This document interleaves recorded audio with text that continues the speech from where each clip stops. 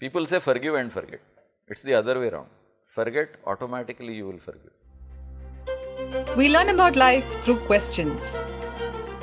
Then is everybody intuitive? Isn't that restricting the growth? How do you find that balance? Is it a verb like work to do? How do we progress and work on that? To answer some of these, Mr. Pratibimb Charitable, founder of Pratibimb Charitable Trust, brings to you Face to Face. This week we are talking about forgiveness. We sometimes hurt people, intentionally or unintentionally. We find it tough to seek forgiveness and hence live with a lot of regret. What is forgiveness and why is it important to seek forgiveness from yourself or others? Actually, forgiveness is an offshoot of forgetting. We do a lot of things and then we keep carrying them in our mind. That means we are not able to forget what was done in the past, whether it is done to us or whether we do it to somebody. Either way we can't forget. I insulted you, you don't forget it. I got insulted, I don't forget it. So, it is the ability to forget that gives you the capacity to forgive. Whatever unpleasantness happened, happens momentarily. How long we stretch it, that determines the problem that you are going to face. You must have seen people, तेरे से बात नहीं करती हूँ जा, and it carries on for 10 years, 15 years, they are not having conversation. What happened was momentary. Something happened in 2 minutes, 10 minutes. A conversation did not take the right turn, it became ugly. And you stretched it for a decade. You are unable to forget it. There are many things best forgotten. The forgiveness automatically comes after you forget the things in your actions. Like you go to school and children say katti, next day they are batti. What happened? The child forgot what happened yesterday. Yesterday I was not on talking terms with you, today I am talking to you. The child is able to drop what happened within a day. Adults carry it.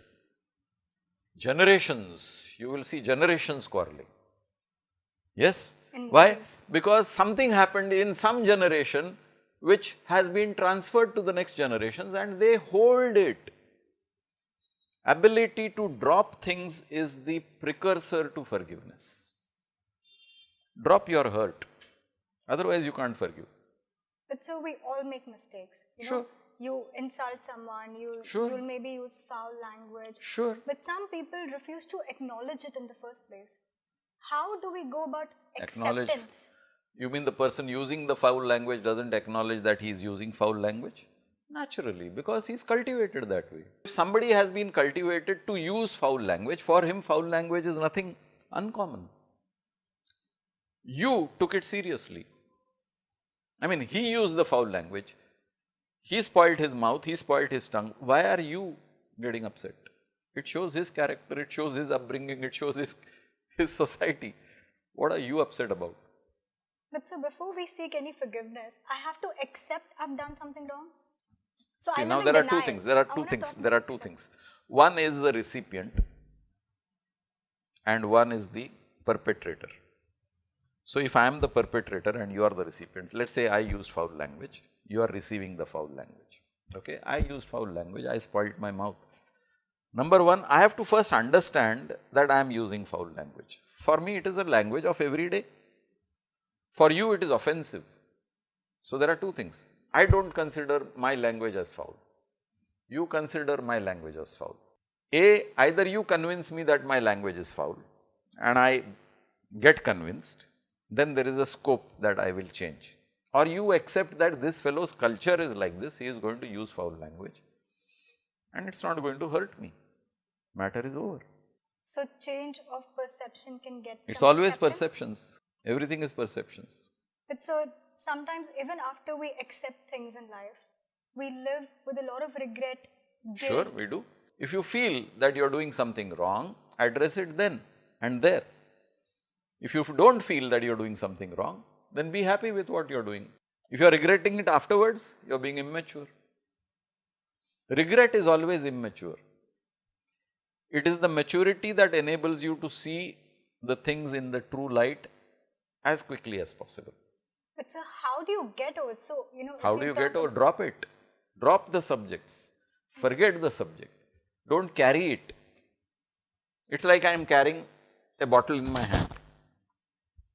Now I am carrying another bottle in my hand. Now I am carrying third bottle in my hand. I hang bottles on every finger. What will happen to my hand? It'll start hurting. Yeah, it will start hurting because I am holding on to bottles. If I want to reduce the hurt, I have to drop the bottles. So you said something to me, I carried your bottle, hurt, I am carrying it. Somebody else said something to me, I am carrying that bottle. Somebody else said something to me, I am carrying that bottle. Eventually my whole arm is paining because I am carrying these bottles for what? How does it help me? Drop them. Dropping them is forgetting them. Once I forget that you said something offensively to me, I converse with you not naturally and normally. But if I hold on to that you spoke to me in a very rude manner, then every conversation I have with you has a backdrop of that rudeness which happened some days ago. Then I cannot have a normal conversation with you. So you are bringing your past into your present, you are ruining your present, and you are making your future also bleak. Let the past go, it happened. Drop it. Forgiveness comes in dropping things. So what are the consequences of non-forgiveness then? Whatever. I don't want to forgive you. Whatever, you got to be ready to face your consequences because it is your choice not to forgive. So whatever happens to you in the direct relationship or an indirect relationship, because everything is cause and effect. You don't want to forgive me because I was rude to you. Okay, fair enough. What will happen if you don't forgive me? Either you will be indifferent to me or you will carry the hurt with you.